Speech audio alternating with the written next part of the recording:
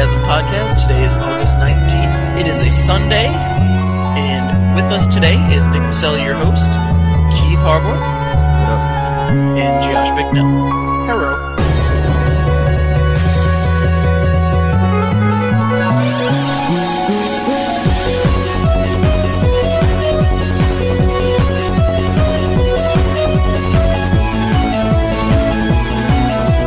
And we're back, and I'm back. You guys recorded without me. I'm crying. Yeah, and we're gonna do it every other week too. I didn't listen because I was upset. Deal with it. I guess. So, this is where we do our "What have you been doing?" segment, and I want to go first because I'm selfish. And No, I also wanna go first. Hey, Nick, why don't you go first? Oh, No, Nice. Nick's probably got more to say because I he's think been gone for 2 weeks. not to mention that I am the most recent owner of an Xbox 360 Yay! with HDMI. Yay! Yay! So I finally broke down and bought one, and it's nice. And the countdown begins. Don't ask me what I bought though. Yeah, countdown to the red ring. Don't ask what I bought for it though. What'd you buy for it? I didn't. Well, definitely didn't just buy Shadowrun. Yeah, it wasn't a game that begins with shadow and ends in run. And it was the only game that I bought. Yeah. Didn't some little Best Buy employee try to get you to sign a waiver, like that way Yeah, you won't bring dude. the game back? This guy's like a fucking hobbit. Like, he comes up to me. They had the Xbox 360 in the back. So this guy acts like he's doing me a favor by like, going to the back and getting it for me. And he goes, "So, what games you looking to get? Need any help picking things?" And I just have a copy of Shadowrun in my hands. And he looks at it.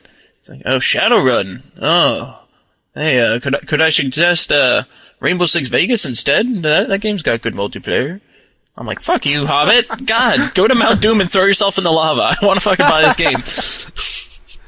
I can't believe that they're actually doing that, trying to talk people out of buying games. I That's a said new that to low. my roommate. I was like, what the hell? What if I was a random consumer and I actually liked this game and they're trying to talk me out of it? That'd be so dick. If anything, you'd think they'd be trying to talk you into buying an additional game. Yeah, not an instead, but an additional, as you said. Mm-hmm. So that's, so that was the big deal with what I'm doing. So now I get to play the Bioshock demo, the Stranglehold demo, get to look forward to all these AAA titles on the 360. I'm complete. No, you're never gonna touch your PS3 again. Well, you always get that new console, feeling where you just play nothing but that console for a bit. And then I'll eventually spread it out. So yeah, that's me. That's all? That's it? That's all Yeah, you've I'm been doing? You haven't disappointed. playing anything on the DS or anything on PS3? Christ. Okay, so I've been playing Super Stardust HD still. I always say it, but I actually beat my high score recently, so that's nice. Oh, what are you at now? I think I felt just shy of 200 million. I was so fucking pissed. I'm playing like perfect game, and all of a sudden my fiance calls me at 100 million, and I lost it. Like, I was like, motherfuck! What a bitch. I told her, I was like, you ruined my high score. You ruined Don't it. marry her. Do not do it. I'm canceling the whole thing. Yeah.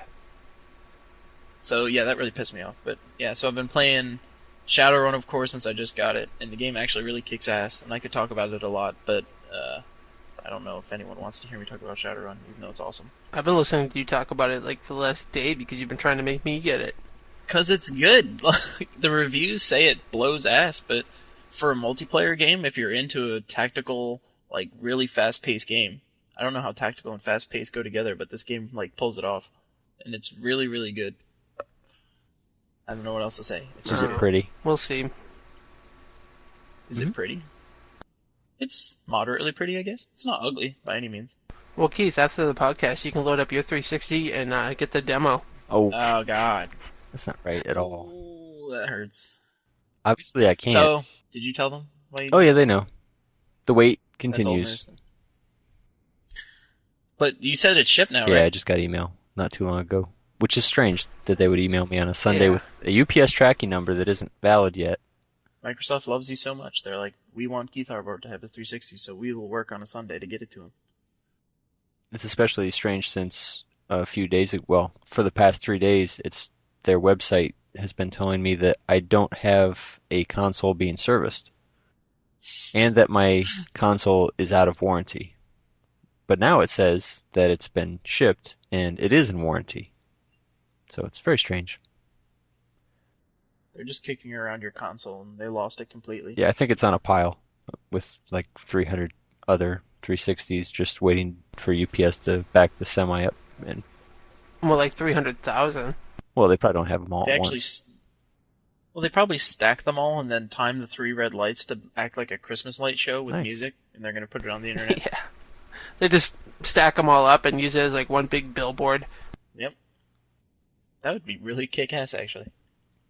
Be kind of expensive. Sounds like terrorism to me. That's a whole lot of death, too. That's like a morbid ad. Well, besides waiting for my 360 to return, recently I replaced a hard drive in my PC, which kind of set back my editing of the podcast last week because kind of short-sighted of me, I didn't check to see which hard drive my operating systems were on. Turned out it was on the one I took out to put into Nice. an external enclosure. Yeah, not very smart. That's awesome. Yeah, so I put it back in, copied everything onto a different drive, but it still didn't work because XP knows what your hard drive is, and anyway, fucked everything up. So what I ended up doing was just reinstalling Windows XP on a different hard drive, reinstalling all my applications, and then editing the podcast, which I think I didn't get done until, Wednesday or Thursday? Yeah, something like that. Because I spent those 2 days all nervous because you asked me to edit them. Well, that kind of sucked. And after that, so I was so desperate today to play some football that I put in NCAA 2004. That really sucked, so I had to shut that off. I was still desperate to play some football, so I put in ESPN 2K5 and played my Super Bowl game that I'd been apparently putting off for some reason, I guess since 2006. It was the Steelers versus the Eagles. Those are the two teams I usually play. Huh. But you know what? Who do you play as? Either the Steelers or the Eagles. At least I was then. Ah. You can't be the Steelers. I like the Eagles. 2K5 was definitely the best of that series, though. Yeah, it's still good. I mean, it holds up. I mean, some of the things feel a lot different once you've been playing on the 360. I'm not going to get into the whole controller scheme thing, the button scheme, but it felt a lot different. Obviously, play selection's very limited in 2K5. But other than that, it had the look and feel of football. It felt right. It felt good to be playing something on my console, even if it was my PS2 that I had to pull out of plastic case and hook back up. I can't tell if I'm a girly man or like a true gamer by not owning Madden. Like, Madden to me is such a weird anomaly because I don't want to buy it because to me it's the stereotypical, I buy PlayStation so I can play Madden type thing. But at the same time, you guys both have it, and I want to play games with you guys, but I don't want to get Madden because then it'll hurt my image, and I have like tons of adoring fans writing me fan mail all the time. So I don't know what to do. Yeah, my next couple of letters are in the mail right now, by the way. Nice. I think Madden's got a bad rap. I mean, Madden is like to video games what Halo is to the Xbox 360. Oh. I mean, it is. I mean, not everyone who plays Halo is a dick, but it seems like that's the case. Just like everyone. Well, I'm going to be changing that. Just like everyone who plays Madden isn't, a sports nut who only likes sports games. It's just funny how Xbox Live and Halo players get this bad rap of like being kiddie and being psycho, but it's really just online gaming in general. It's just that's not specific to consoles. It's very much a global thing. I think it's more specific to genres, though. I mean, because most role-playing games online role-playing games don't have that dick mentality, especially if it's a hardcore role-playing game, as opposed to an arcadey, right, hack and slasher. If you're playing like Neverwinter Nights, that's not appealing to the type of fan that's gonna run around and give people wet willies and goose them and shit like that. Right. Speak again. It's very much a different type of thing. So, Josh, what have you been up to? I've been playing a lot of Madden this week. Okay. After the whole weird Madden talk, yeah, I've been playing Madden. So it's gonna be another podcast talking about Madden. Did you play online at all?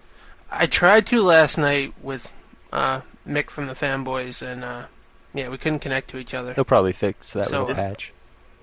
Yeah, I didn't say, get. aren't they patching that? I don't know. We didn't get a chance to play last night, which sucked because I was looking forward to it.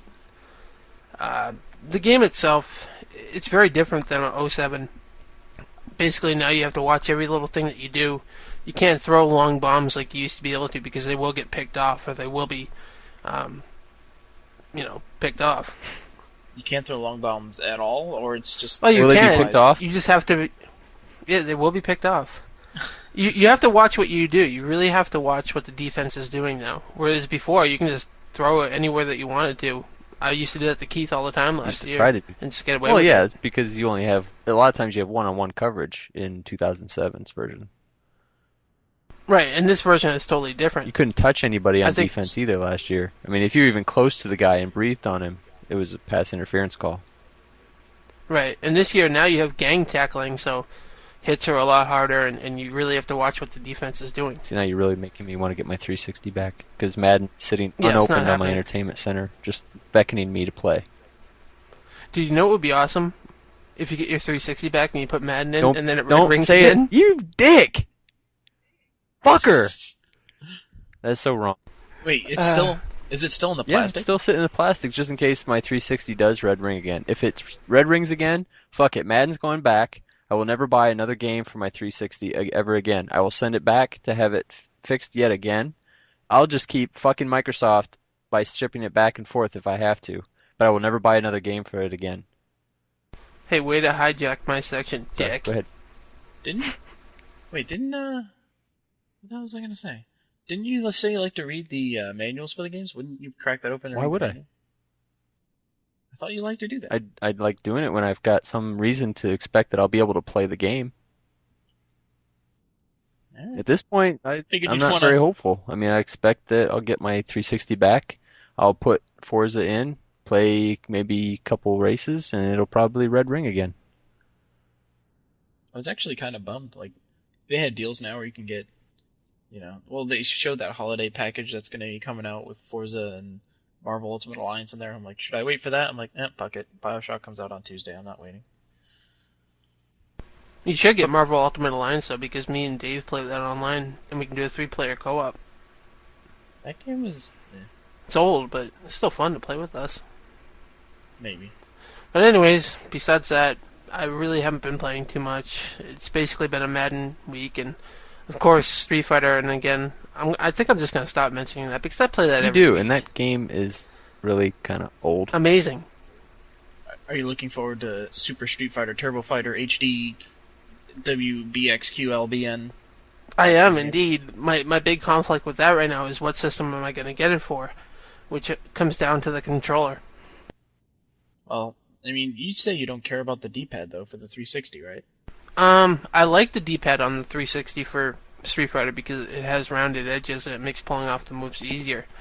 I have yet to play a Street Fighter based game on the PlayStation 3, so I don't know how the D-pad is going to be for that. But there's probably a bigger community of people on the 360, so you'll get a lot more people to play against. put it Right. there. Online and the controller is going to be a big issue for me, so that's going to be the deciding factor whenever it comes out. But yeah, I'm definitely getting that game. Excellent. That's it for me. Wait, that's not true. You told me you went for a nice, pleasant walk in the woods. Yeah, Friday I had the day off, and I went for a nice, pleasant walk in the woods. Where he saw a leprechaun and a unicorn. I did. And I got my hair cut too. By the leprechaun? Yeah. Was it a hot female leprechaun? Was it a hot No. female unicorn? Yes. That's kind of cool. So I think we should go on with the podcast now. Oh, yeah. Alright, fine. So, top 5. The top 5 for this week is top 5 favorite video game podcasts. There's actually way too many video game podcasts out there nowadays. No, there aren't. And ours just kind of, there's Yeah. never enough. But ours is clearly the best, most underrated, and Not the best. Maybe underrated. ours would easily be number 1 on everyone's list. but I don't we think we're wanna go for even ourselves. rated, to be honest with I you. don't think it would be on my list. Okay, now we're just... Alright, so anyway. Okay, let me break it down for you like this. I generally edit the podcast, so the way I listen to it is totally different from the way you guys probably listen to it. I have to hear all the mistakes, all the fuck-ups, and take them out. So I know how bad it really was before it comes out. So I try not to listen to it again.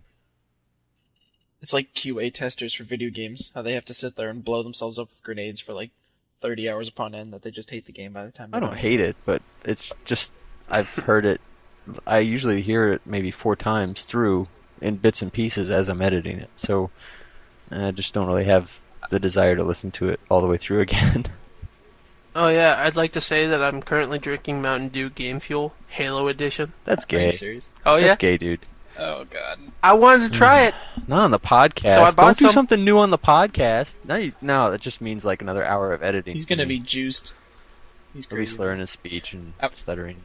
It kind of tastes disgusting, but I'm gonna keep drinking it. Tastes Isn't like it Halo. orange flavored or something? Yeah. Yeah, it's kind of embarrassing. I don't know. I must be like a narcissist or something. Usually when we release a podcast, I listen to ourselves like 3 or 4 times. I find listening to our podcast more intriguing than listening to others. Not because of the content, but more or less just because I'm kind of fascinated with like listening to myself. Yeah. Again, I guess I must be a narcissist. So who wants to read off Kyle's list? I want to read his number 5, if anything. No, you read off his whole list. Alright, whole list. So this is Kyle. Kyle made a list, and he claimed he only listened to 3, and then he realized that he was a liar. So that was a good discovery on his part. So number 5 is a podcast that I have yet to hear of. It's called Dave and Joel's Fast Karate for the Gentleman. I'm just going to give a moment of silence to let that sink in for a second. Dave and Joel's Fast Karate for the Gentleman. So I've never heard of this. Have any of you guys listened to this? No. What the hell could Fast Karate for the Gentleman have to do with video games? Apparently, it's a podcast about anime and video games, because I just looked it up, but I have no idea. I've never heard of it. Kyle's weird. Maybe it's one of those podcasts that's so far ahead of the curve that they, are a trendsetter. Basically, maybe there's a game coming out for the Wii that's something to do with karate. You have the waggle and the nunchuck. Well, last podcast, we copyrighted We Shit. Yeah, we did. I don't know. To me, this sounds like one of those, when those bands were getting all popular, like, what the hell, like Taxi Cab for Cutie and, all those, I don't know what the names of them are, but, those bands that their names are 80 freaking miles long. Those bands that those kids listen to today. Yeah, that was... You just feel the desire fucking to kids. abbreviate it. I don't know. It just reminds me of one of those. Like, the name is just viciously long. It doesn't seem to make much sense. Well, they probably abbreviate it to just Fast Karate. For or the maybe they gents. abbreviate it, like, by the, the first letters. So it's like DJ Fick. Or maybe we should move on with That's a Kyle's good idea. list. Right. So number 4 is DS Life. Another one I Nope. haven't heard of. Anyone? No, Nope. but Kyle Moving on. did say that he lives the DS life. That's his only console, Well, handheld.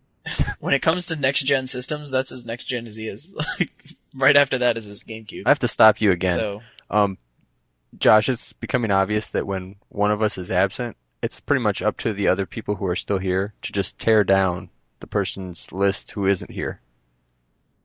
Yeah, that's why I'm going to be at every podcast. That's a good plan. excellent. My absences are going to be so sweet. So number 3 then is Podtoid, the Destructoid podcast. I've been intending to listen to this, but I haven't had a chance. I didn't know Destructoid had a podcast, but Yeah, I saw it a while back, but I keep forgetting to listen I to read it. their RSS feeds, so I don't always get everything I think that's going on with that website. So I don't know. I used to visit that website pretty religiously, and then one of their editors really pissed the fuck out of me when I was a Wii fanboy. So what do you mean I when? wrote that site off, and they're gone You, now. you still are. Yeah. Yeah, but when I was harder core of a Wii fanboy, I see. it was Robert Suma. I said it. Hate Didn't that he guy. leave? Yeah, he left. I don't care. He's banned. Just like Vladimir Cole on Joystick, who you why- hated. That's why I don't read Joystick. I don't read Destructoid. Fuck them. So, number 2. Now, this is one that we've all heard of. The Player One podcast. So, obviously, you guys know of the Player One podcast. Yep. Indeed. Do you agree with number 2? Is it not high enough? Is it too high? I do It's agree. too high. I would say Player One.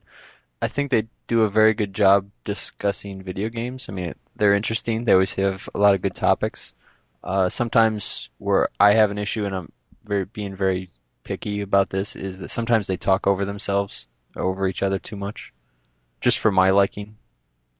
That's just me. I'm super picky about stuff like that. Player one rules. So mean. Nah, I've listened to Player One in the past, and honestly, I wasn't too turned on to it all. I should probably give them another chance, though. I haven't heard them in over 4 months or so. So, I think they deserve another chance in my book. And number 1 for Kyle is the Fanboys Lunchcast.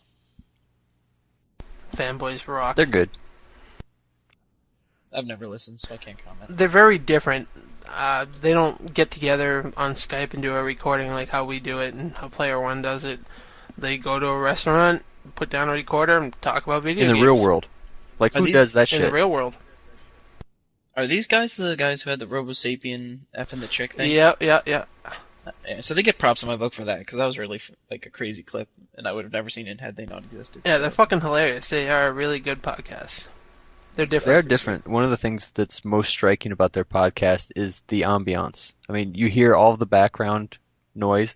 I think it was last week's episode where some chump was talking really loudly, and they were obviously disturbed by it, and I was so hoping they would have said something to that guy and told him to shut the fuck up, but they didn't. Yeah. Awesome. So who's next? Whose list is next? I vote Keith. All right, I'll go next. You guys are going to Nice. give me a ton of shit because it's supposed to be top 5, and I obviously have more than 5 in my list. But at number 5, I have a tie between Player One Podcast and Insomniac Games' Full Moon Show. Obviously, I listen to Player One Podcast. We already discussed them. Insomniac Games has a podcast that's bi-weekly, comes out every other week. It's usually pretty good. Sometimes they talk about what they're doing. Sometimes they talk about what other companies are doing. Sometimes you just get insight about things you don't hear on other podcasts, because other podcasts that I listen to, at least, are usually put out by people either working at magazines, reviewing games, or people like us who are just, talking about games that we like playing. So it's just an interesting departure from what the other podcasts seem to be doing. Yeah, I haven't heard from them. Like, I probably should, though. I like the idea that studios are actually putting out their own podcast. That's definitely a nice thing. And they aren't very like company centric. Do they talk about the Wii and 360? Yes and no. I mean, they talk more about their games, obviously. But like, if someone brought it up, they wouldn't be opposed to speaking about it. You'd have to talk to them. Oh man. Have you Alright, so then- ever thought about listening to the Bungie podcast then? If you like ones coming from the actual developer? I listened to them once when they announced 4-player co-op. It was okay. I think it's hilarious to see Luke Smith reduced to some kind of like side role versus being the main player on the One Up Your show. Yeah, that broke my heart. I wouldn't say. Well, I think I've listened to One Up Yours for a long time. I don't want to jump ahead, but the Luke Smith thing with One Up Yours he was kind of a sidekick, but he then kind of took over the show, in my opinion. He was always, to me, the most popular Definitely. one. Just he had the most fan appeal going on. So, it's just funny when I heard that one Bungie podcast, everyone else is speaking, and then every now and then they'll be like, "Hey, Luke, you're a loser," and he's like, "Haha, you guys." I'm like, oh, this is kind of awful. So I shouldn't listen to it? But anyway, It's not worth Hey my Nick, time? you're a loser. I don't know. I wasn't a big fan of the Bungie one. Just to hear them talk about the announcement of 4-player co-op, I guess, was kind of cool. But this is why I visit other websites so I can find these things out. Well, before now, it just hasn't been on my radar. Yeah, I mean, check them out, see what you think. I personally was kind of disappointed that it wasn't the Luke Smith cast. Number 4 is another tie. You guys are going to give me shit. EGM Live. Oh, I didn't even see you had that. What? Oh, You wow. didn't see which? I didn't see the second Yeah. tie. Josh did, damn it. EGM Live, which is Electronics Gaming Monthly's podcast. I have that tied with Fanboys Lunchcast. EGM Live, obviously written by people who write for a magazine, and basically it's talk about games that they're playing, and I don't know, it's pretty much by the book. Another podcast that deals with what's coming out, what should we expect, what games are good. Pretty much same old, same old. Well, alright, so I have to ask, if you listen to EGM Live, this is the reason why I can't put them on my list. What do you think about their host, Jen? I think she does a good job, but I think they talk over the top of her too much. I think they don't talk over top of her enough. I think she's awful. Why do you think she's awful? She brings a different perspective. She brings, like, this whiny female voice to everything. She doesn't seem like she has an opinion that really counts. Like, she's admittedly played Xbox Live Arcade games such as Solitaire more than anything else. I understand her role as acting as a moderator type person, but I would much rather have Shane or Brian Intihar or Shu do something like that versus her. I used to listen to this every week. I occasionally still do. But one of the reasons why I had to stop listening to it at work was because the mic levels between Jennifer and everybody else are so insanely different. Like, she'll be so loud and everybody else will be so quiet. And I just basically couldn't stand it anymore. I've never really noticed that. I mean, generally when I listen to podcasts, I have them going through my FM transmitter, so it's on my stereo, which has pretty big speakers. I've never really listened to it through a headset, or don't usually anyway, unless I'm... Well, I do the same way as you do. I have an FM transmitter hooked up to my iPod. But I've never noticed that about the levels on that one. Yeah. I don't think I've noticed the levels so much. I can't tell. I might have just recently unsubscribed from them because I just kind of got tired of it. And I'm not defending anyone for playing Solitaire as much as she did, or does, but we all know people like that who have just kind of stupid, at least in our opinion, games on their console, and they just play them all the time, like Texas Hold'em or Uno or... If you say Street Fighter, I'm not going to talk to you again. I wasn't even going there. But, everyone's got, one game that they're kind of embarrassed that they admit that they play. So for her to admit that she played a lot of Solitaire doesn't really bother me at all. Because, hell, I just played a shitload of We Love Katamari today. I mean, what does that say about me? But that's a real game. Like, people, that has some kind You're of rolling a ball, picking love. stuff up. I mean, it's not a really complicated game. It's not a hardcore game. I don't really know her background. I don't know her history. I don't know anything about her aside from the fact that she moderates this podcast. But she just comes across as very uninformed, very ditzy, very much like I'm here because I'm a girl. It's just I don't see what value she adds aside from the moderation, which I said, one of the other guys could easily pick that up. Maybe you're right, but I don't know. I'm coming at this from maybe more of a perspective that these podcasts are made for the consumer, especially the ones that are put out by a publishing company or a magazine, and they are basically tailoring their podcast to some extent to who they think their listener is going to be, and they're finding a niche in that community, I guess you could call it, and they fill a niche that the other podcasts that we've mentioned so far don't really fill, and that's they don't have any women in them at all. So yeah, you can say she's kind of the fluff in that podcast, but she's also a female, and she's bringing games to females from a female perspective, which is something all the other podcasts we've mentioned lack.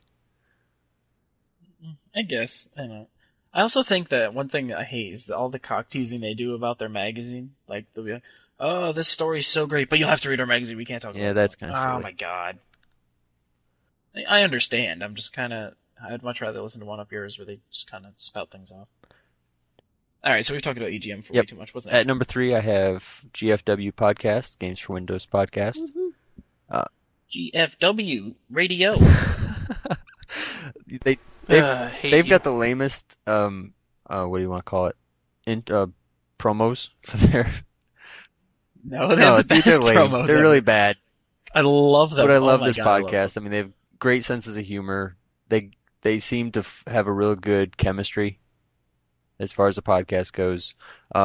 Lately, they don't have a lot to talk about because there aren't a lot of great games for Windows right now.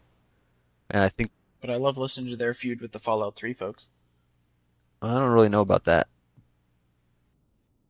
They've been talking about it. Oh, I must have missed it last week. Whatever. Whatever. Doesn't matter. Anyway, and I mean, they're quick to rip on Windows when they have a problem with something that Microsoft's doing or something they don't like. They don't really hold back. Yeah, I'm trying to figure out what kind of relationship they have with Microsoft because I've heard them bash some things Microsoft. I've heard them endorse some things Apple. I'm not really sure like what they're allowed and what they're not allowed to do. Well, I think they maybe licensed the moniker Games for Windows but I don't know if it extends beyond that. I don't know. It's a great podcast, though. I mean, if you like, comic books, if you like just people talking about really funny stuff, I mean, the stories that Sean Elliott and Jeff Green will lay down, it's just great. It is great, and I have to mention that I really, really have a lot of respect for Jeff Green. Not only does he have a high-pitched, whiny voice, which is kind of cool, but he's old. I mean, I'm old, he's old, so I think I can relate to him better than I do some of the other podcasters. And he likes the Gilmore Girls. Well, I don't really respect that at all, but other than that, I respect that he's not embarrassed to admit that he likes the Gilmore Girls. Yeah, those guys are definitely a good group. Moving on. So, moving on. Number 2 is One Up Yours, for obvious reasons. Garnet Lee, very solid moderator. You don't like Garnet? Garnet drives me crazy. He's the equivalent of Jen on the other side. I feel like he's just this machismo man where, like, I love cars, I'm such a gearhead, and ha ha ha, and, like, everything he says never makes sense. They always, like, shoot him down.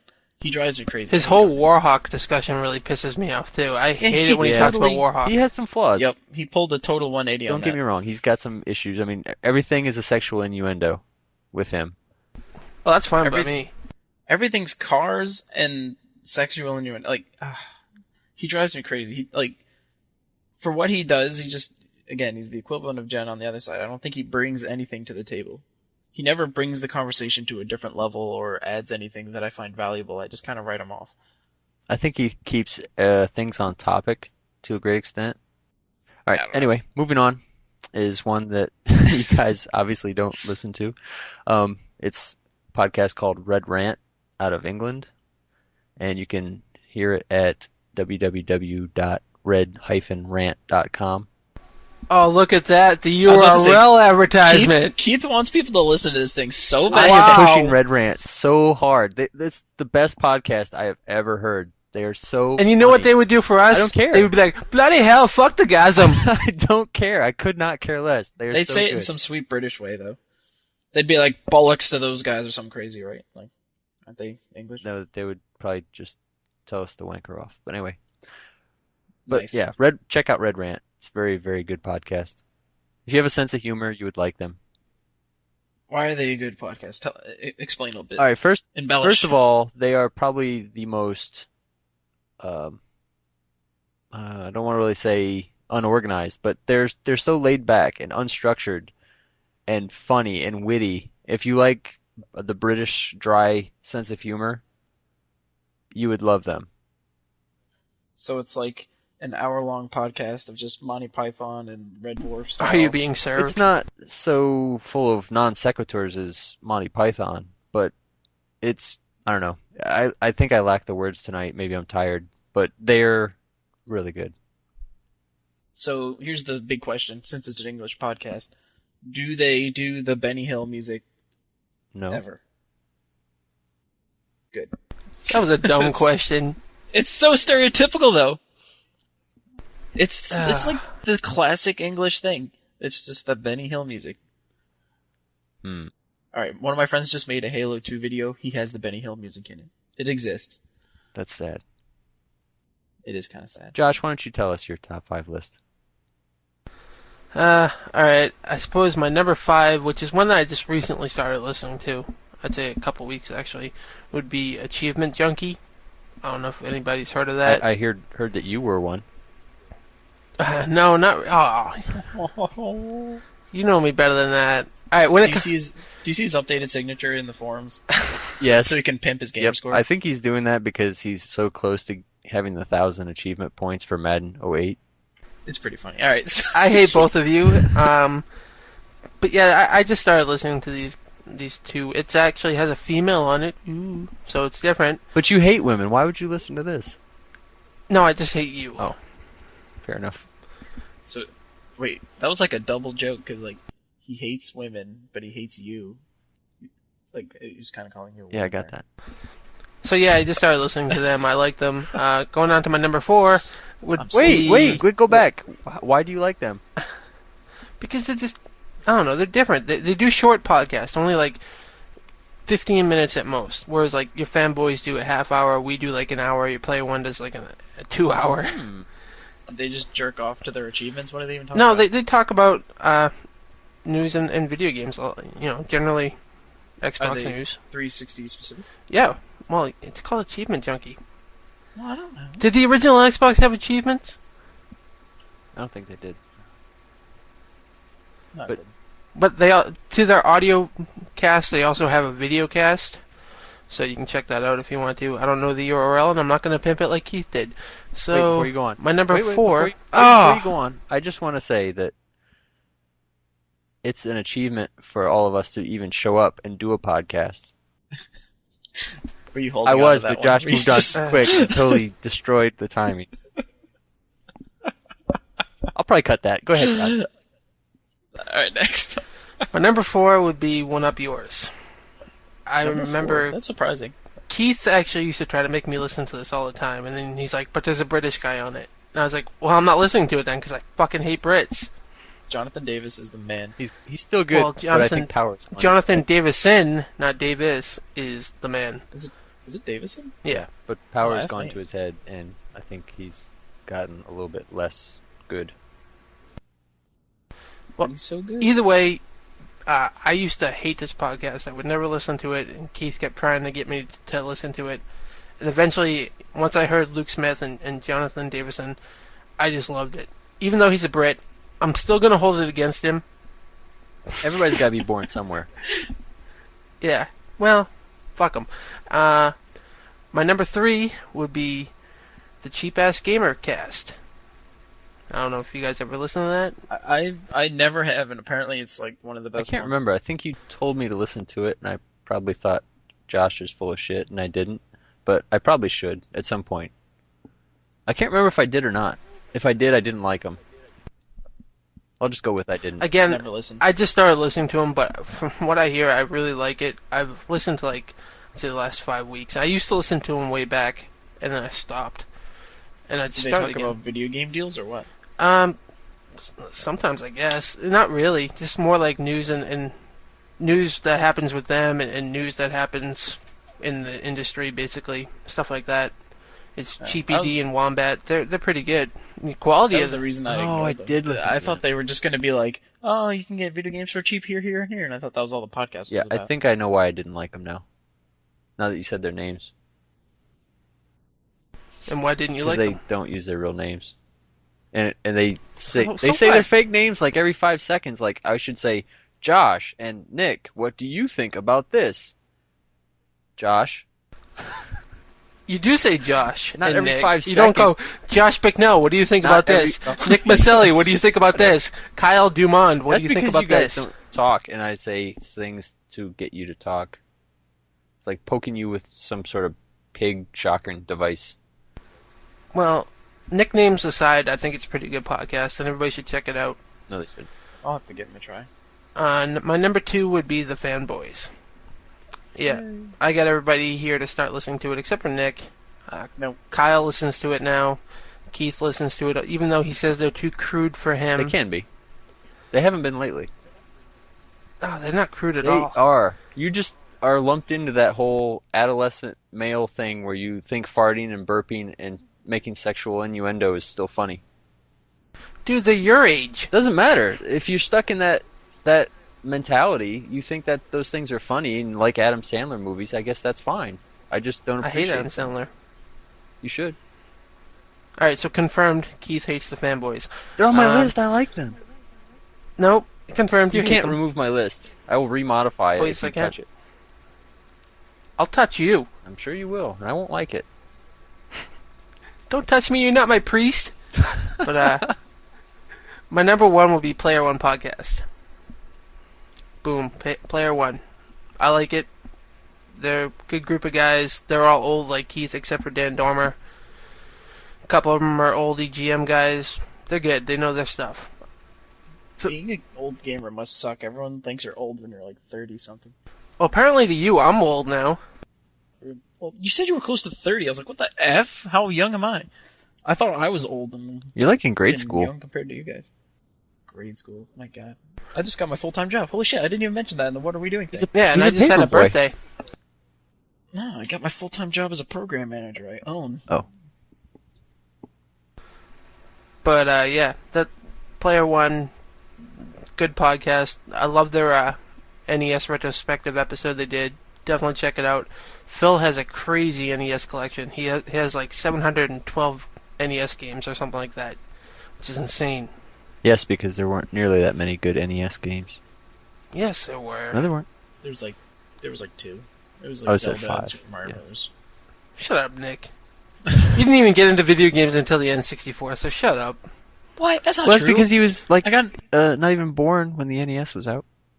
I got an NES. The first thing I played games on was an Atari 2600. So Yeah, okay, mister, I didn't even know what Adventure was for the Atari 2600. You're hopeless. I hate you.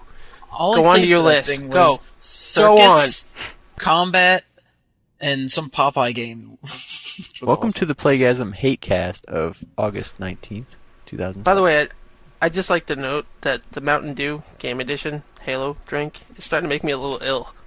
It's making you crankier than usual, too.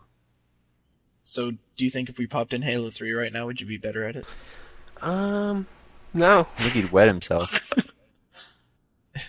Well, I guess it has some kind of effect. Does something. Alright, Nick, go on to your list. Alright, so my list. Apparently I'm an IGN fanboy, but I know I like them. So my number 5 one is the Three Red Lights podcast from IGN, which is nice because I don't know if anyone subscribes to IGN or not. I know they have some stigma where the internet hates IGN for whatever reason. I do. But, yeah, exactly. So, but if you subscribe to the IGN podcast, you'll actually end up getting a Wii specific one, a PS3 specific one, an Xbox 360 specific one, no PC because apparently no one plays them anymore, and then they just have like a general wrap up on Fridays. So the Three Red Lights is their 360 one. And they have 2 guys on the show, Greg Miller and Hillary, I want to say Goldstein. And if not, it's some other Jewish name because the guy's Jewish. But it's just hilarious. Like, the show is just really, really good. I listened to them before I even had a 360, and it's just fun to listen to these guys just rip on each other and rip on other things. They actually had a really good segment where they had the Warhawk guy. I don't know what he was, like a lead programmer, or designer, or director, or something. They had some guy on, and it was really awesome. You got a lot of good information out of it. So, I like that podcast a lot. I should probably check that out because Three Red Lights, I've seen those. Not in the sky, but in my 360. They very much are, I don't know if you'd like them, they do very much toilet humory stuff. Then never mind then. Yeah. So, my number 4 is a Brit podcast. So Josh instantly wants to, napalm their building. But they actually haven't podcasted in a long, long time. I haven't seen any new updates from them. Then how can they be number 4? Because they were awesome. That's past when they tense. were around. That's like saying, one of my favorite games right now, currently, that I play all the time is something I don't even own anymore. Yep. No. So it's called One Life Left, and it was awesome. Because it was like these 2 guys, which were awesome, and then they had this chick on for the news named Ann Scantlebury, and she just accepted the fact that she wasn't a crazy hardcore gamer. She understood this, and they just podcasted, and it was great. They had a whole bunch of different segments that were recorded from their viewers. They would do like weird things such as dialing people like live on the show. I mean, that was another thing that was cool, is that it was actually a radio show over in England that they would be broadcasting live. So, with that, they have a lot more, they have to follow a strict format. It has to be exactly an hour. They can do things live on the show, so it's like, cool. It's unedited. It was just a cool podcast. And you miss it. And I do miss it. You did try to make me listen to it once, too. I remember that. Did you? No, as soon as you told me they were Brits, I didn't. He's a hater. And He won't listen to Red too. Rant either, even though he should, at red-rant.com. Jesus Christ. Alright. So, after that is the standard one-up years. I think it just goes without saying that this is the podcast. Like, if you had to listen to one podcast, you'd get all your info and all your funny. Like, this would be just your best all-around podcast to go to. I guess I don't understand why one of yours isn't higher on both of your lists. I find them just very standard. Like, they're number 3, they're right in the middle of my list because I find them just, they're average in the sense that They have an average number of funny, and they have an average number of But news. I think part of that's because certain... they're too long now. I mean, their format's like gone to 2 hours, and yeah, exactly. 2-hour podcast. That's ridiculous. That drives me crazy. 2 hours is way too long. So yeah, we've talked about them enough. So number 2 is IGN Game Scoop. I actually prefer them over 1UP Yours simply because it's a cast of characters that you don't ever see. Like the 1UP crew, you see them on the 1UP show, and you hear them on their podcasts, and it's just, you know, I'm very knowledgeable of that group, and I don't know anything about the Game Scoop crew. You barely ever see them in person. It's just, you know, unique group of people. They're funny. And it's cool. And their host has like this really crazy lisp that makes him sound gay, but he's not gay, I don't think. And what does that matter? It's cool. I don't know. It's just, he's just got a cool voice. I like his voice. But he might be gay. What does it matter if he's gay? Gay people can't play video games and talk about him in a podcast? It doesn't matter if he is. I just like his voice. I think his voice, like, you don't want to be it's entertaining. With a gay because so wait, someone who might be gay's voice? You like his voice, and since you like his voice, you might be gay? Right. Maybe I just get off on the fact that, like, you know, he might be gay, and, like, since I don't know, I'm intrigued. I don't know. I like the dude's voice. I don't know what to say. You have to subscribe to IGN to listen to these podcasts. No. You can just, if you subscribe to their podcast RSS, though, you end up getting every single one of their, like, you can't subscribe for just their Wii or just their 360 ones. Sure? Like, yeah, pretty sure. I'll have to throw that into my aggregator and see what comes up. It's just an RSS, and then it just, you know, you get hit with all these other ones. And, you know, they're all good in their own right. It's nice to just have a dedicated podcast to a specific platform. So, yeah, that's my number 2. And number 1 is Games for Windows, because they don't even talk about gaming half the time, and they're just always hilarious between Jeff Green and Elliot. And Nick likes the Gilmore Girls. I thought the Gilmore Girls conversation was hilarious. Like, the fact that they can take something as Gilmore Girls and make me laugh, like, it's just good. And the fact that he brings it up so often. Yeah, they've definitely went back to that a couple of times. Those guys are just, you know, cool. Granted, they have this one guy on the show, Ryan. He barely ever talks. He sounds like a mousy little dude. But every now and then he'll just, like, come out with something that totally shocks me. I'm like, what the F? That was Ryan? It's almost like you think really he's sleeping in the background, and they pick on him all the time. And then all of a sudden he just blows you away with something. Well, they do these, like, different little segments, like, you know, Web Tard of the Week or something like that. Or they have some special name for it. I forget what it was. But, you know, Sean Elliott does these, like, hilarious rap battles and takes on these different personas and stuff. It sounds really, really stupid, and it is really, really stupid, but it's just really, really fun and awesome. And you get a little bit of gaming in there. Creative. And it's a PC-specific podcast, but they're not shy to talk about anything. So, yeah, they're definitely my number 1. Good choices. Definitely gives me more to listen. So there you have it. There's our top 5. So, moving on to the Video Game Music Challenge. This is where we play some snippet of music. You get to guess. And if you win, we will mail hookers and mail order brides to your house, and Kyle will sleep with you.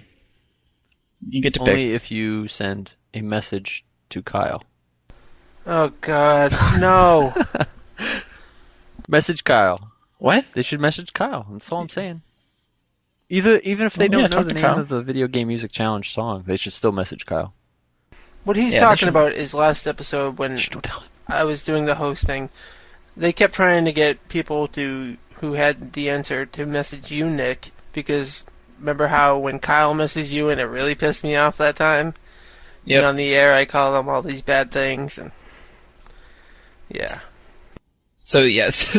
So, if you know the answer, go to our forums and throw it up there. And if you win, then you'll get a shout-out. Go to the forums and message Josh if you have the answer. If you don't know the answer, go to the forum and message Nick or Kyle. Or message Keith. Kyle. We're picking on Kyle today. Because I'm here. And here is the music.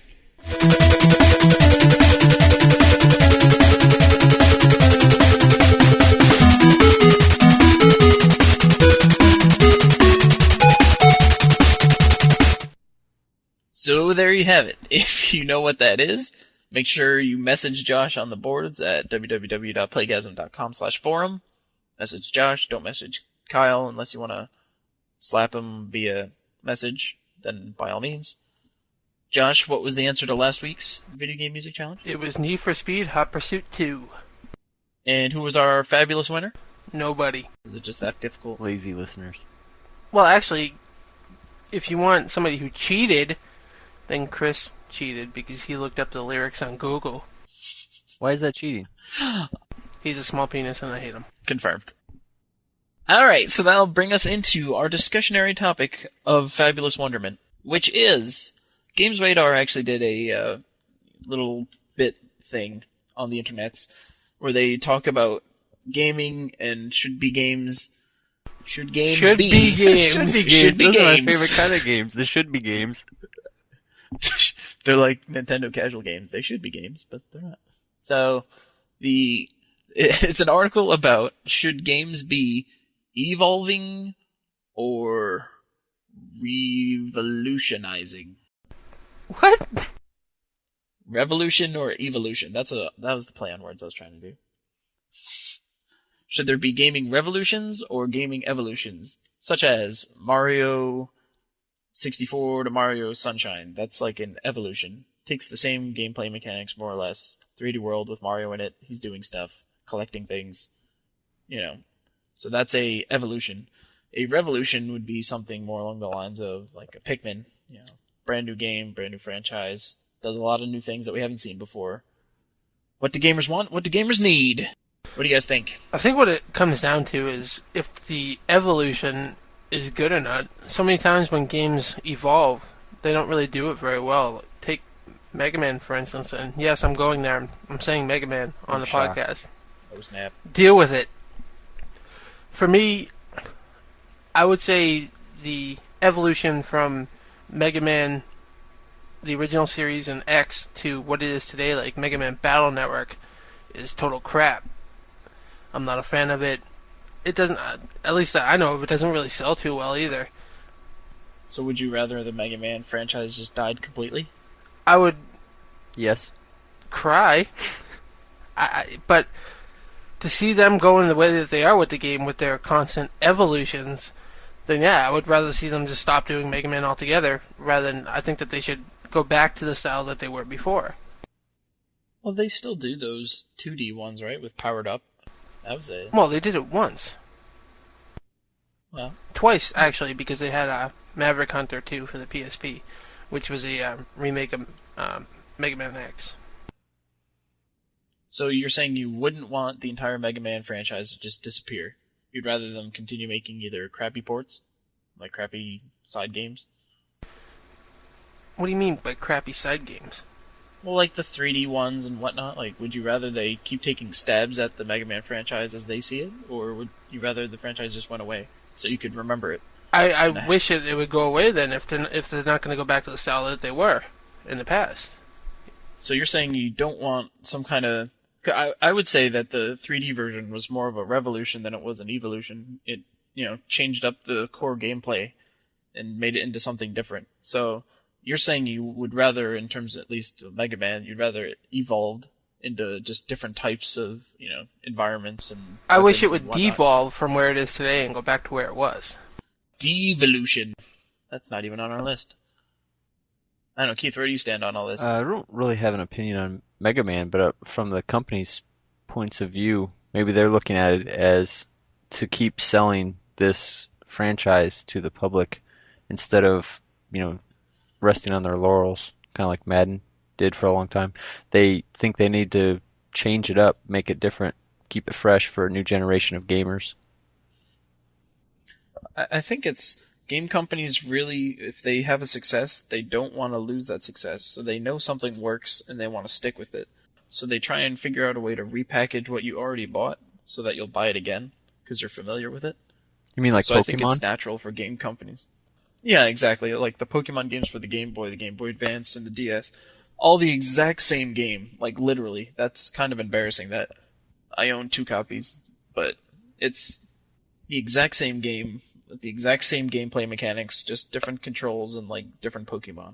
It embarrassing that we buy these things still, but we do, and we still like them because the game was just very, very solid. So I think for game companies, it's very natural to do the sequel style where you don't really change too much. You just kind of, again, repackage what you already had and then sell it out to people. So I think from the games industry standpoint, it's a lot less risky to do evolutions than it is to do revolutions. Right, but look at New Super Mario Brothers. Would you call that an evolution from the original Super Mario Brothers? It's like, that game is a weird thing because it's a combination of, Mario Brothers 3 and then Mario 64 and like Super Mario World. It's like a weird combination of all these different games and then brought into one environment. So I guess I would consider that kind of an evolution, simply because it's taking everything that was successful about different iterations of Mario and then putting it into one game. But if you looked at Mario 64 by itself, that game was a revolution because it took Mario from a side-scroller to a full 3D environment, and it was the first game that really did 3D worlds properly. So that game was a revolution. But then when you go New Super Mario Brothers, that's an evolution. I don't know. I think New Super Mario Bros. Would be a revolution because it basically changed everything that was from the original Super Mario Brothers, except for the fact that it was a side-scroller, but it had so much different within it, and you even had some 3D elements in terms of like a 3D-ish background and stuff like that. I guess personally I would call that a revolution because it was really nothing like the original Super Mario Brothers, except for the fact that it was a side-scroller. I guess I'm kind of on the fence on that. I can see where you're coming from, but I imagine that if it wasn't 3D, like pseudo 3D, I guess they call that 2.5D or something like that, then it would just, be Super Mario World with different moves in it versus being called the New Super Mario Brothers for the DS. I mean, they didn't really use touch controls much at all. It was really just touch the bottom of the screen to make items drop on your head, which was a game mechanic they had in Super Mario World, just with a select button instead. So I didn't see it adding too much to the genre of side-scrolling platforming. It's just kind of another game in the series. So it's evolution. I would say it was an evolution. Maybe it's a gray area between evolution and revolution, though, too. Well, to me, an evolution is taking a formula that's already current and existing, and then just changing things. So you're still playing the same core gameplay mechanics. It's just something's different. They'll add new weapons, or they'll reskin the characters, something like that. To me, a revolution is doing something that we haven't really seen in games before. So, something along the lines of, what was that game that's Odin Sphere that just came out, right? It was an RPG that used super huge sprites for the PS2. It was like an action RPG. But technically, that's not what our topic's about. It's about when one franchise undergoes a change, and whether that change is evolutionary or revolutionary, or as Josh said, devolutionary. It's whether those things are a good thing, whether they're a bad thing, whether the people actually accept those things, having those changes undergone in the franchise and continuing on from there. I mean, prime example I would say would be like Grand Theft Auto. That you can say is an evolution going from, top down to 3D sandboxy, but it's also revolutionary. Yeah, I would very much say that was revolutionary. Within its franchise. I mean, I wouldn't say look at this franchise and look at this franchise and that's a big revolution between the two. Yeah, maybe it is, but really we're just talking about within one franchise whether it underwent, an evolutionary gradual change, something that's logical. Maybe if you change platforms, like change consoles, something like that. So I want to see something here. Which series do you both think made a mistake being evolutionary and made a mistake being revolutionary? Like, which series do you not like that totally changed themselves and went to be something different? And then which ones are you kind of sick of seeing doing the same thing over and over and over? Well, I can say that from Halo 1 to Halo 2, I personally thought that was an evolution that I just thought wasn't very necessary. I mean, they added dual wielding, they added like another character with the Arbiter. It was just very much the same situation that they had going on with the first one, and I very much didn't like Halo 2 as much as I liked Halo 1. So to me, that was evolution. I mean, you can't say it was done wrong, But personally, for me at least, it wasn't an evolution that I necessarily appreciated. I would say for an evolution that I didn't appreciate, Doom 3. I mean, there really wasn't any story to it. There really wasn't anything all that new or interesting. I mean, maybe the fact you could interact with your environment a little bit more. I mean, it felt lacking in, story, substance. Really, it was almost like they kind of wanted to go into the horror genre. I think they did. I actually like Doom 3, but you kind of have to take it at face value and just don't try and look for advanced AI or anything. It's the Doom experience in a new crazy horror world, kind of like you said. I guess I would almost throw Doom 3... It's hard to say if that's evolutionary or revolutionary. I would say that's revolutionary because it was completely different to the series. It went from your generic 3D game to like a full-on today's standard 3D game with so much different to it, graphical-wise. I would say that also it kind of stayed in the horror genre. I always considered the first 2 Doom games to be extremely in the horror genre. And I used to flip myself out all the time with that game. Just, the dark rooms with the imps snarling all over the place. Like, that game used to really get me shaken up. That's because you're a pussy. Well, he was like 5 years old when he was playing it, though, too.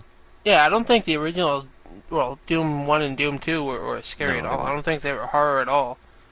Yes, they were. They very much were. It was awesome. They really weren't. I mean, you could see most of the monsters you were going to fight from such a long distance away that you could hit them with a rocket launcher. I mean, some of the monsters weren't scary. They were ugly, but I wouldn't say that they were scary at all. I wouldn't say visually they were scary. I think what was scary is how they would pop out of, secret doors, or you could just hear them snarling around, like if they were in the room next to you and stuff like that. I mean, that used to always get to me. But Doom 3 was definitely horror-based, more so than the other ones, at least. Because definitely. It had scripted events where you would get to a certain door and then everything would turn red and you'd hear babies crying in the background and people screaming. They attempted to be a horror-based game more so than they were in the past. So, to me, again, I would say that's revolutionary because it went from a standard shooter to a horror-based shooter. We might be splitting hairs, though, too. I mean, and not to put too fine a point on this, but it's really hard for me, anyway, to pick out a franchise that I no longer like, that I used to like. Maybe it's because I'm more of a casual gamer. But most of the things that I don't like, I just stop playing them, and they kind of fade from memory. I don't really remember, Super Mario being such an awesome game when it was new. So the fact that it underwent both evolutionary and revolutionary changes, it doesn't really bother me. I just stopped playing it because it wasn't really fun for me anymore.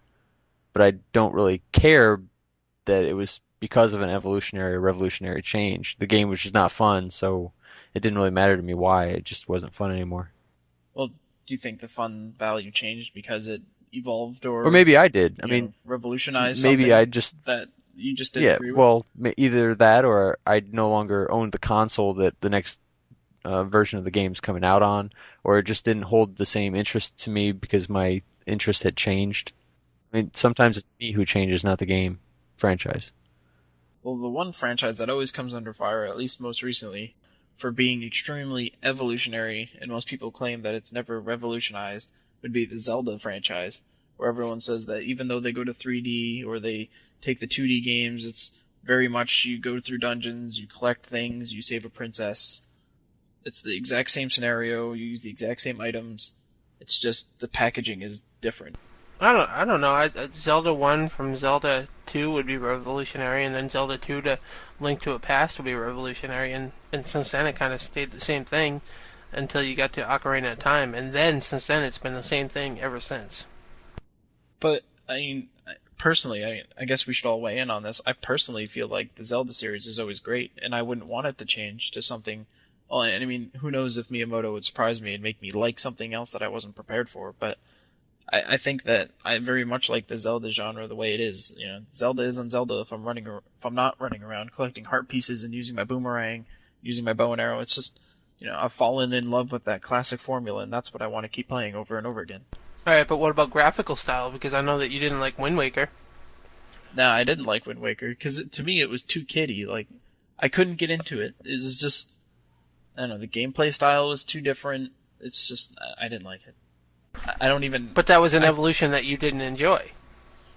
Just because the way that they took the cell shading graphics, granted, like, going back in time, if you look at Ocarina of Time and then you look at Wind Waker, you could be playing Wind Waker in 10, 20 years and probably not think, like, oh, this game looks awful. Because it looks like a cartoon, you know? Cartoons, they don't look great or awful, it's just a cartoon. Meanwhile, the polygons in Ocarina of Time, they just don't hold up well over time. So it's just one of those games where you go back and either you played it back when it came out, or you just probably can't get into it the same way that most people could. So we're really just talking about one factor that underwent a revolutionary change, which is the graphic style.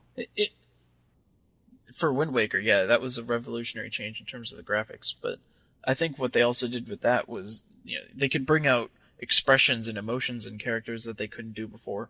Because when you have stiff polygons, you can't really do the expressions that you could with Wind Waker, where they had all these different, you know, eyes bulging and crying and, you know, snot dripping out of people's noses, like very cartoonish. But is that a revolutionary factor? I mean, changing the graphical style and adding a few more animations to it, would that make that game revolutionary over the other ones?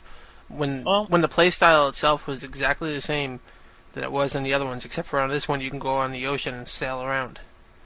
I think it would be revolutionary in the sense of connecting with the characters that you're playing.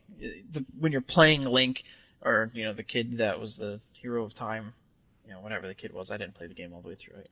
But, I mean, just connecting with your characters and feeling what they feel, because you can see that, you know, they're scared, or you can see they're surprised or happy or lovesick. The expressions and the emotion that you get from the characters, it's very much a more real world, or at least a world that you can, you know, it feels like it's more alive than the other worlds. So I think in that sense it's a revolutionary change. But where it's evolutionary is in the sense that it's just the exact same Zelda formula.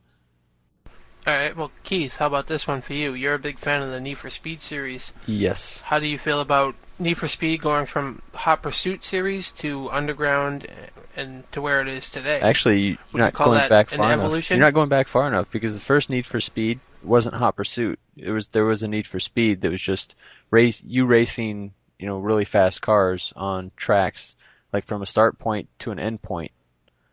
So it really... Yeah, I know. But I'm starting from Need for Speed Hot Pursuit. All right, we'll go back to the original one. We'll go back to Need for Speed, the one where you just raced, you put in El Nino, and you got that really fast car and all of that. Okay, so from Need for Speed back then with the original one to where you are today with the Underground series and whatever the newer ones are, I don't follow it anymore. Would you call it a evolution or revolution for each one that they went to? I would say it's evolution. I mean, they're still racing. They didn't add weapons to the cars. The only really big change I would say would be, you know, other than the police, adding police chases, would be the fact that they now made it a little more sandboxy, whereas you can drive through the world, at least in Most Wanted. I haven't played Carbon, but in Most Wanted you can drive all over the city and find races, find police, have them chase you. I would say it's just evolution. It's not anything revolutionary. I mean, for me, something revolutionary would be something that you didn't expect they would change or add, or, you know, isn't a logical next step for that franchise to make.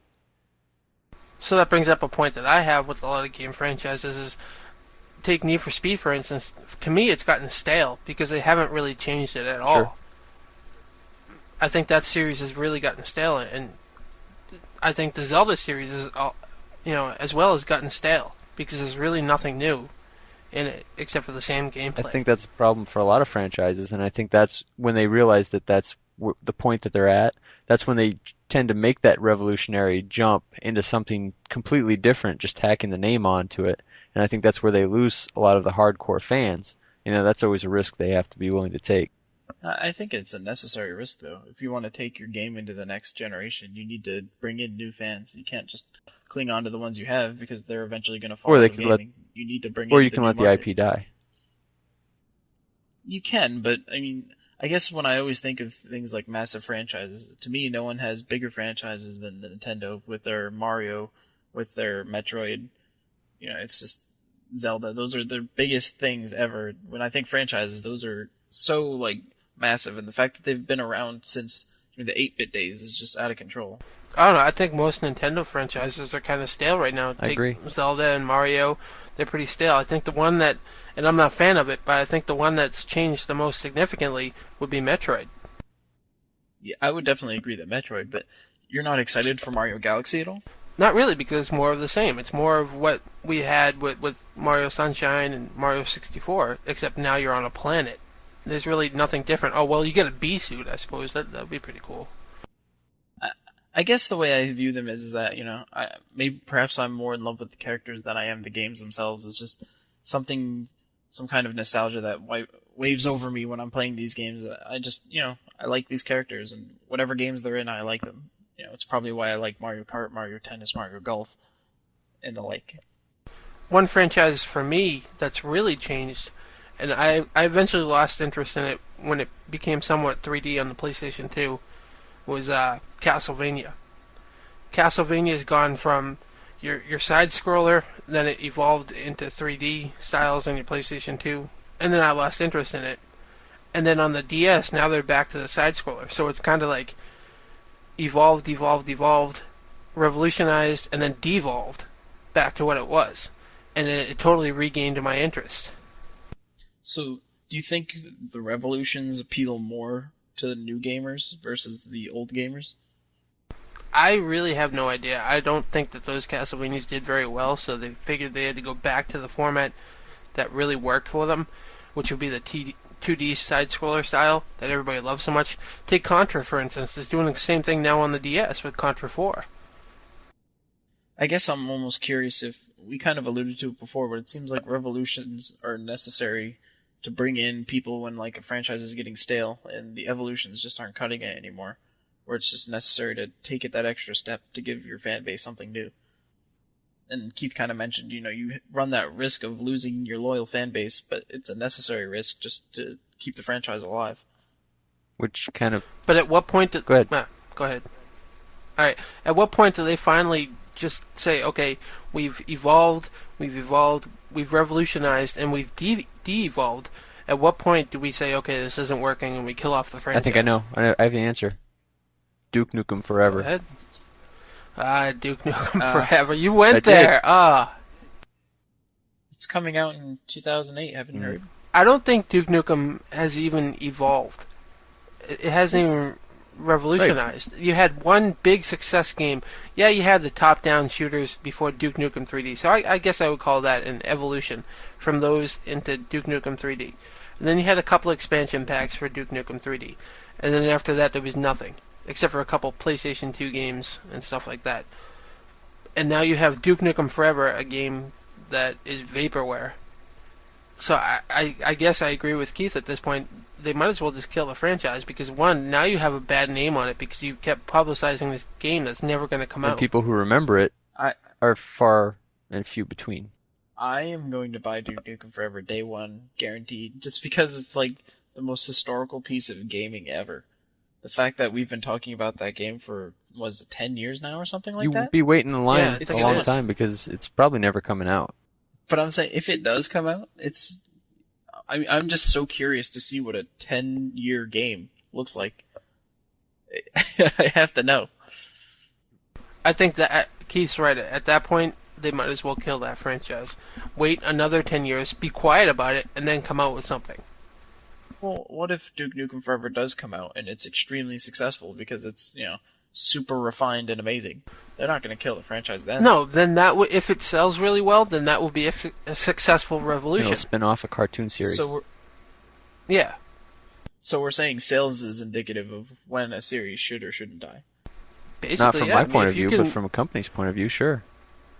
Well, from my point of view, if you can make a game and change it to the point where people are going to love it again, then you might as well run with it and evolve it. But then it'll eventually become stale, like we talked about, where they keep making sequels. Take the Mega Man, for instance, again. You had Mega Man 1 through 6 on the NES, and eventually it became stale, and then they went to X on the SNES, and everybody loved it again. But I don't think game sales alone is indicative of how good the quality level of that game is.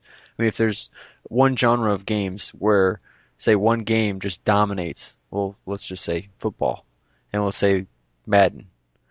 if you no longer have to compete with any other companies because no one else can make a game with the NFL players' names and logos, then you don't want them to kill off the franchise, but it's never going to stop selling because there's nothing else out there to compete with it. That's a tricky one. Yeah. Yeah, that's kind of like, that introduces a whole lot of different things.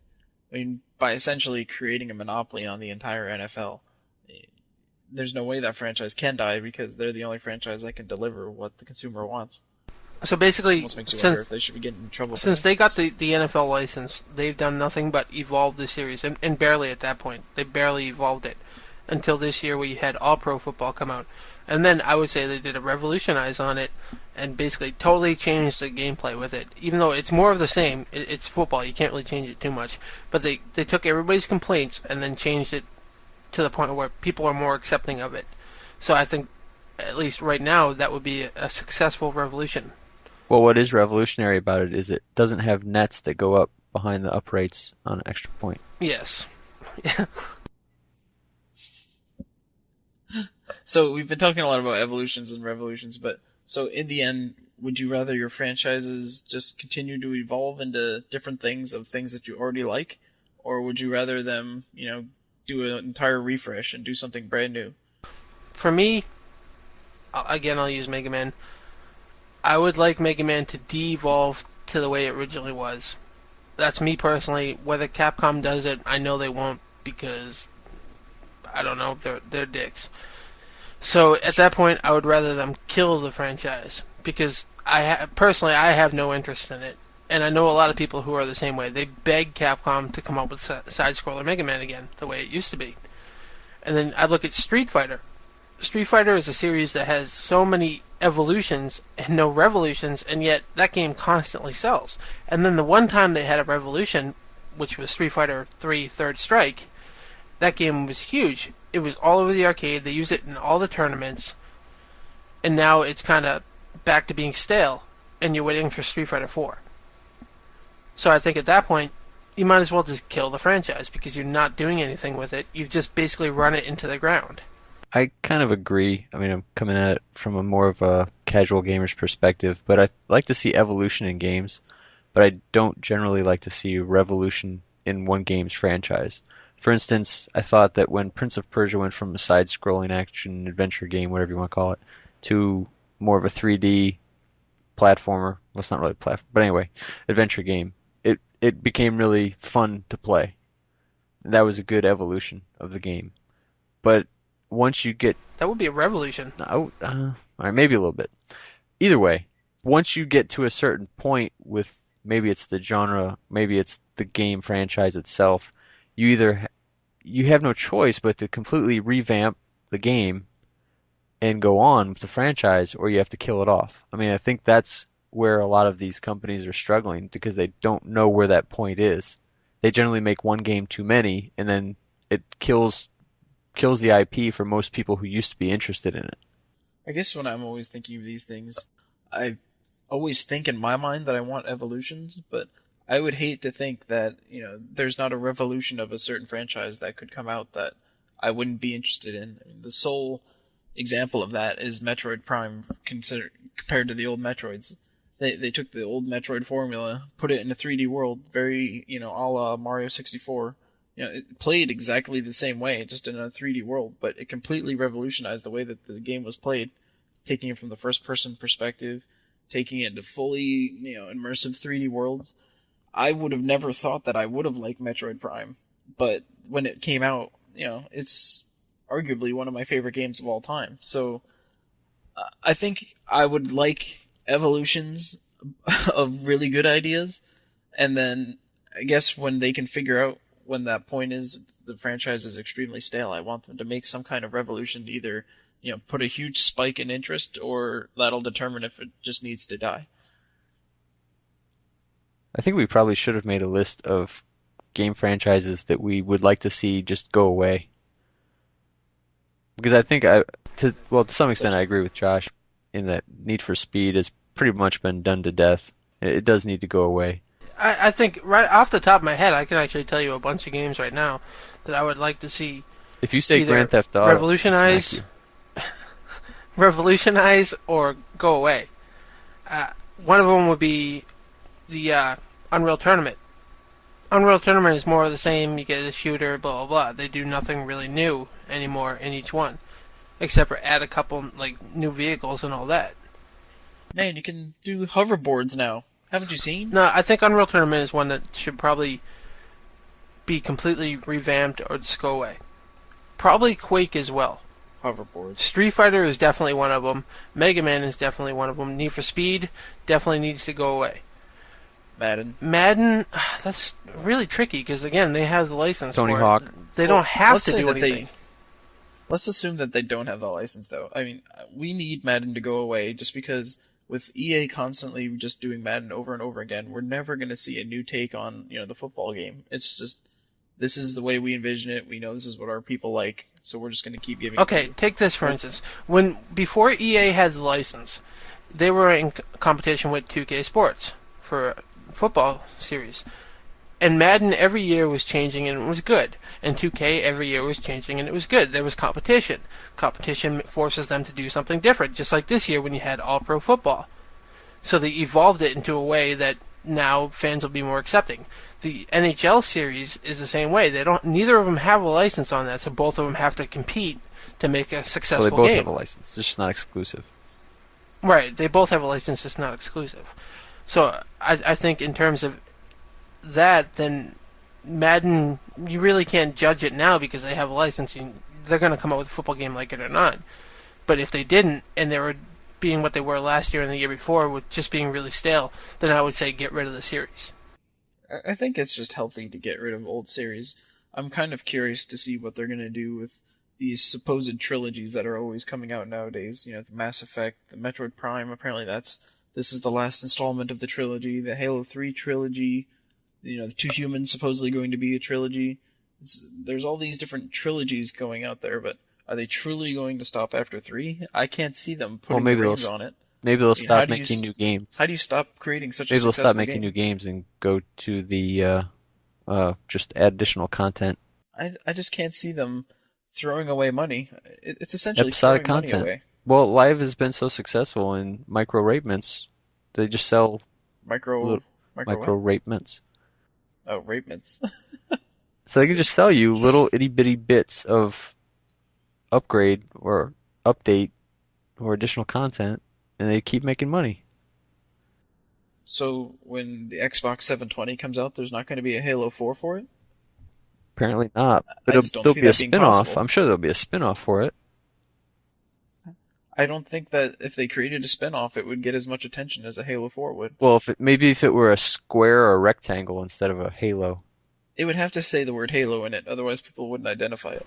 Look at Halo Wars. You know that game's going to sell. It's an RTS game, though, but it's going to sell because it has the Halo name in it.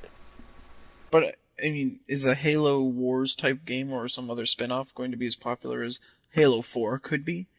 It doesn't make sense from a company perspective that they would just ditch Halo after Halo 3. I think Keith is right, and what they're probably going to do is they're going to make episodic content for it and just basically give you an itty bit at a time, and you're going to see little spin-offs of the Halo series, but you'll have like Halo the bad guy edition, Halo the good guy edition, not Halo 4, Halo 5, and all that.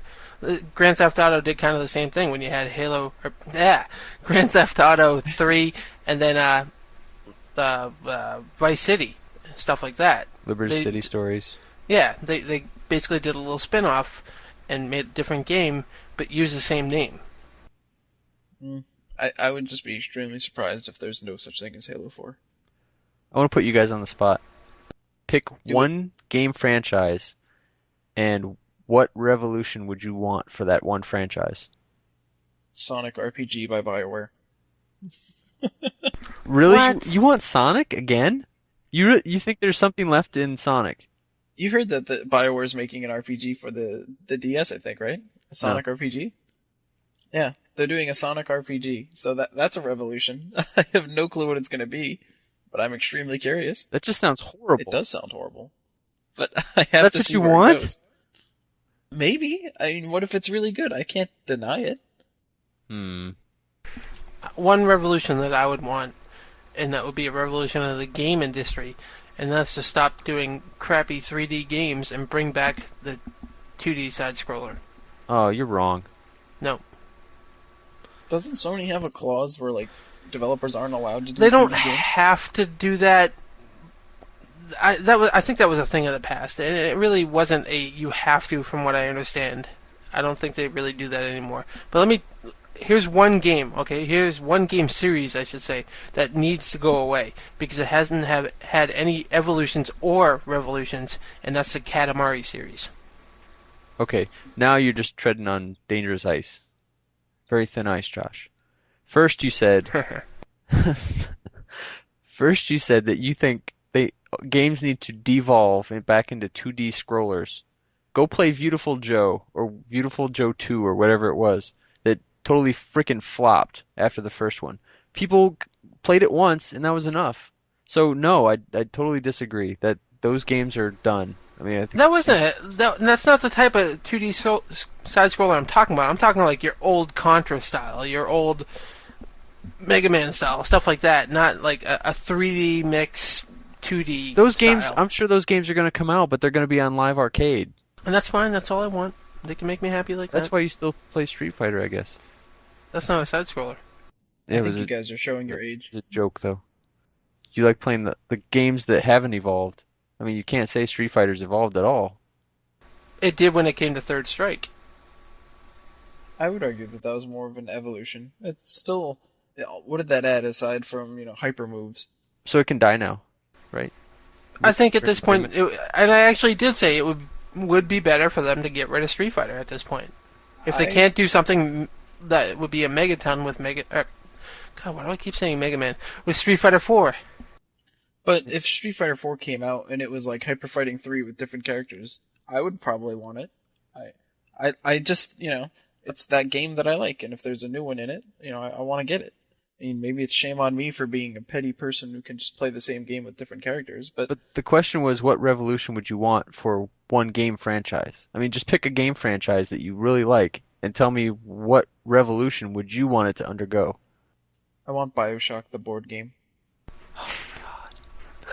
It's like pulling teeth. Rapture, the game for the board, 4 to 8 players for the whole family. I want Grand Theft Auto meets Cooking Mama. Oh, nice. Meets Parappa the Rappa. Yeah. That would be a sweet game. Oh my god. I would like to see, it doesn't... Check and turn the signal to the left. It doesn't have to be any particular franchise. I mean, it could be a Grand Theft Auto game. It could be a Need for Speed game. I would like to see like several games like mashed together seamlessly. Like maybe you get out of your car that you carjack somebody for. You go into the strip club. It's open mic night. You get up and you play Garage Band. SingStar. So basically, you want PlayStation Home. No. Because like in that game, you can walk over to the bowling alley and you can bowl with people.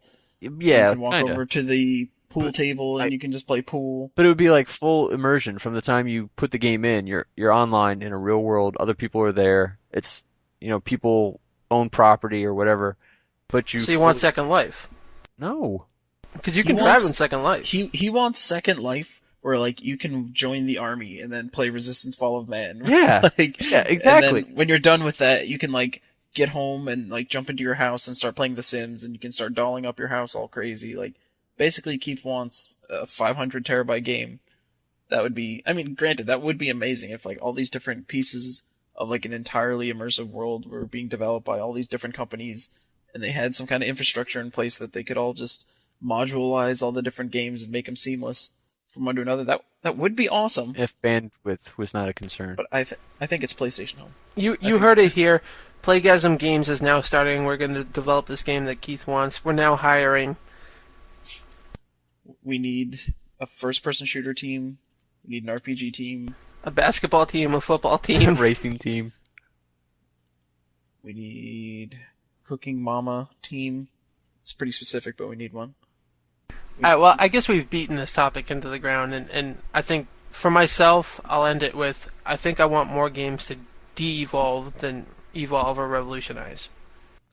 I think I like revolutions. Like, I very much want revolutions in the industry because new experiences would never be created if someone didn't take a chance with something. So I like the idea of revolutions. They're risky, but when done right, it changes everything. Hence, revolution. Within one franchise, I think I would stick with Evolution because you're not going to alienate your hardcore of gamers who enjoy that game. And I think companies need to do a better job realizing when an IP has grown stale, when there's really nothing more that they can do to it, and just tacking on additional features isn't enough, and they just need to let it die. But within the industry as a whole, I definitely agree that Revolution is awesome. When a company comes out with a game that's totally off the wall, totally crazy, you don't even see it coming, and everyone gravitates towards it, that's when Revolution is good, and Viva la Revolution. You heard it here. Keith wants Rockstar to kill Grand Theft Auto. I didn't say that. Shh. All right, so I guess that about wraps it up for today's podcast. I'd like to thank you guys for listening all the way through. I think this is probably going to end up being about an hour and a half long, something like that. But, yeah, join us next week, and we'll have some more goodness for you. So, this is Nick Selly, Josh Bucknell, and Harvard, signing out. Goodbye. Later.